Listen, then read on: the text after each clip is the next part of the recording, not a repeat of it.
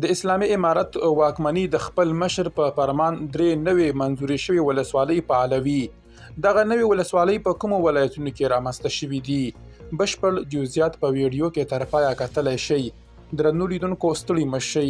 د اسلامي امارت د واکمنۍ د کورنۍ چارو وزارت چارواکي وایي چې د نوموړې واکمنۍ د مشر د فرمان له مخې په دریو ولایتونو کې د فراشغان، پامیر او فردوس په نومونو درې نوې ولسوالۍ جوړې شوې دي.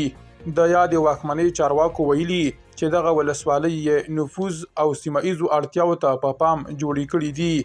د دغه واکمنۍ د کورنۍ چارو وزارت اداري کمیسیون د څلورنۍ یا چهارشنبې پر ورځ په یوه خبرپاڼه کې لیکلي چې د ملا هیبت الله اخوندزاده د نوي فرمان له مخې په دریو ولایتونو کې د ولسوالۍ جوړېدل له سیاسي، ټولنیز او پوځي پلوه ګټور دي.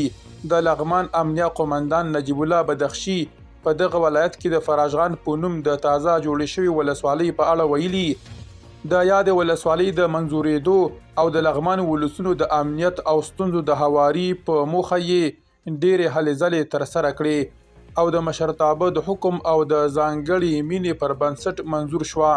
همداراز په بدخشان کې د پامیر او په فاریاب کې د فردوس په نومونو نوې ولسوالۍ جوړې شوې دي.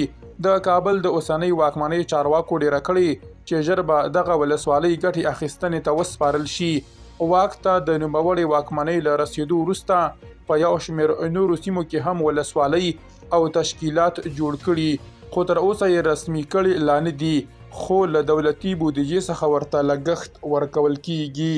درنو لیدونکو له ملتیا مو مننه.